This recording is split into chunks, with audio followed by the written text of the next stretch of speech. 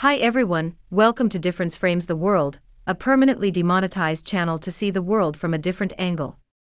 Since YouTube demonetized our channel with the excuse that our content provides no educational value to our viewers in December 2021, 1.5 years has passed, and we have been struggling to keep DFTW alive, with the help of nearly 1,000 supporters and patrons.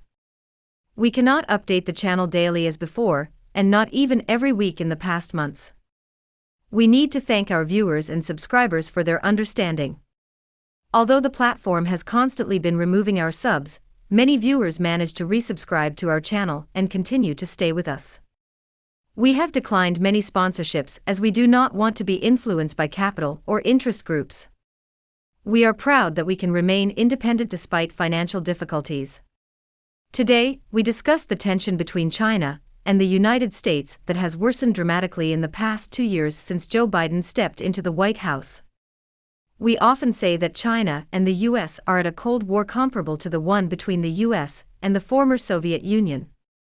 China is more formidable than the USSR, as it competes with or overrides the United States on almost all fronts. Even in the military and technology areas, the US faces fierce challenges from China. In the past 100 years, the US has overtaken Great Britain, becoming the world's #1 power. The First and Second World Wars turned the British Empire into a regional power with no global presence anymore. Even worse for London is that Great Britain has become a follower of the United States without its foreign policy. When Donald Trump visited Britain, he walked ahead of the late Queen, clearly showing America's arrogance. Great Britain has downgraded itself to Little Britain, competing with Canada and Australia for the best vassal to the States. Britain's ministers, including some British prime ministers, seem more loyal to the US than Capitol Hill's Congress members. As a country smaller than many Chinese provinces, Britain provides the second biggest amount of military aid to Ukraine, after the United States, despite its worsening domestic situation.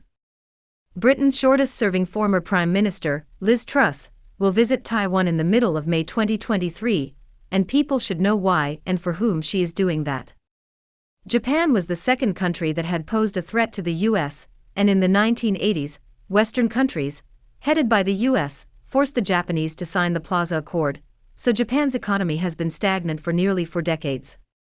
However, Japan is still a big economy, although its GDP is only a quarter of America's. We must consider Japan's global investments when discussing Japan's lost decades. GDP is a distorted indicator to measure a country's national wealth. The United States is using Japan to counteract China's quick rise. Japan's militarization will bring more uncertainties to Asia-Pacific's security. We can discuss Japan and Taiwan in a separate chapter to address this issue. The former Soviet Union was the third one the United States defeated as a global threat to its hegemony.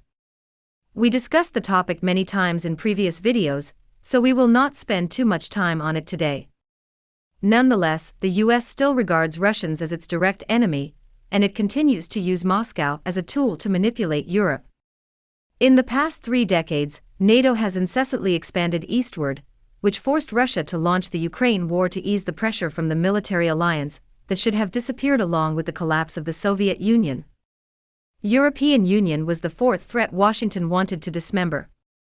Before the euro became the European Union's legal tender, people used the US dollar as the intermediary media for over 80% of transactions globally. Analysts believe the Ukraine war is the stone to kill 2 birds, Russia and European Union. With thousands of sanctions imposed on Moscow, European countries suffer severely. Europe's industrial powers, particularly Germany, cannot use Russia's cheap energy as before. In a previous video uploaded 1 year ago, we pointed out that Europe would suffer the most in the Ukraine war, as it is coming true. Britain, Japan, the Soviet Union, and the European Union threatened the United States militarily or economically, and the latter stopped all of them from challenging America's global dominance. China is the 5th one the US wants to defeat. A better word for defeat is outcompete, as the excessively mature US President Joe Biden claimed. It is not easy for the US to outcompete China, though. In the past 3,000 years, China stood at the top of the world for over 2,000 years militarily, economically, and scientifically. It is a civilization consisting of different cultures. Like a sponge, the Chinese are good at absorbing other nationalities' theories and technologies. Nomadic invaders from the north, like Hans, Mongols, and Manchus, have become Chinese. It is a pity that the ancestors of European colonists were too weak when Mongols plagued Europe, and they had not occupied China as they conquered India. Otherwise, hundreds of millions of Westerners would have become part of the Chinese family, and China might have had over 100 ethnic minorities instead of 55. Chinese characters have been the key to a continuous civilization for over 5,000 years. Although people in different provinces speak various dialects, their written language is the same. It is also one of the most important reasons why China is not like Europe, falling apart into dozens of small nations. Now such a country has become America's direct competitor on almost all fronts. A clash between the two sides is inevitable. That is why we said that the peace or truce between China and the US could only be 1 year long at most when Joe Biden became the owner of the White House in early 2021. The Biden administration has been desperate to outcompete China in the past 2 years. After they failed to contain China with Xinjiang's so-called forced labor issue, Taiwan has been the focal point for almost 2 years. The US does not play the Taiwan card by itself. Instead, it sides with its allies like France, Germany, Britain, Czech, and Lithuania, to name a few, sending Congress members to Taiwan, undermining the One China principle. The US military even sent over 200 service people to the island to train its soldiers. It even hinted that the US would not give up Taiwan in a possible civil war between Beijing and Taipei. Washington wants to turn Taiwan into another Ukraine, and few believe it will save the island with its troops. After the war broke out in Sudan, the US government evacuated more than 100 diplomats from the US Embassy on April 22, 2023. However, over 16,000 American citizens remained in that war-stricken country. The United States did not even care how those expatriates would survive the war. Politicians, including Congress members in Washington, constantly brag about America's democracy, human rights, and freedom. Still, they refuse to repatriate their people from Sudan, where some people can hardly survive due to a lack of food, water, and other essentials. They do not save their people from despair. How can Taiwan expect American soldiers to protect the island when Beijing wants to liberate Taiwan? Capitol Hill's legless Congress members cannot fight for Taiwan physically, and those who have 4 intact limbs are incapable of doing that mentally. So-called politicians and lawmakers in Washington, with or without brains, are as arrogant and ignorant as Canada's geese on busy roads in Toronto.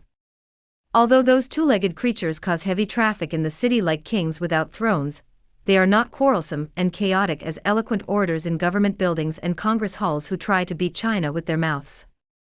Since the pandemic broke out in late 2019, the US has constantly stigmatized China, trying to put China on the opposite side of the whole world. Ironically, the US government claims that it does not plan to have a Cold War with Beijing.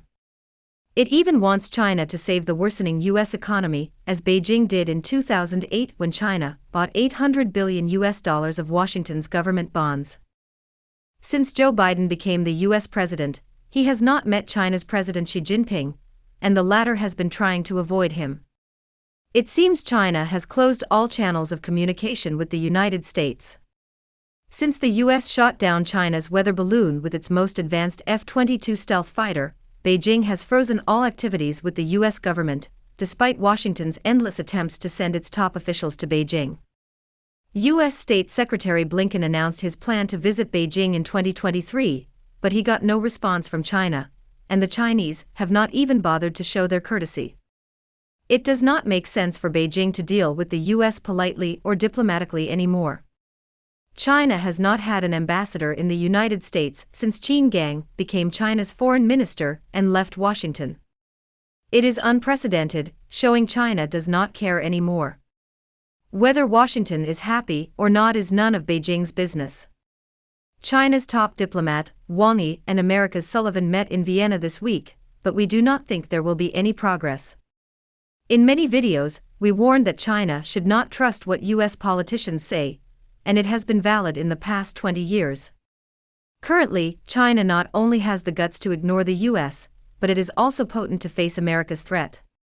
Several days ago, China's CCTV announced that the country had a breakthrough, and its anti-stealth radars could discover all stealth fighters and bombers. China is also increasing its nuclear warheads, as we predicted 2 years ago, and it may have already had over 1,000 currently. Even though the US has more than 5,000 nuke heads, and can eliminate China many times, China can at least destroy the United States once or twice, which is more than enough. A nuclear war will be the last choice for both countries. Also, the US can hardly win a conventional war when it no longer has air superiority over China. Its defective F-35 and retiring F-22 fighters cannot hide from China's anti-stealth radars. Moreover, the two countries can destroy each other's satellites, rendering GPS-guided weapons useless. Suppose the two nations have to fight with stones and clubs. In that case, Americans do not have a chance to defeat Chinese soldiers, even though their Chinese kung-fu is not as good as Bruce Lee's or Jackie Chan's. In short, the US and China will not have a direct conflict militarily. The United States may have to tolerate China's peaceful rise, allowing it to return to its historical height in the coming decades.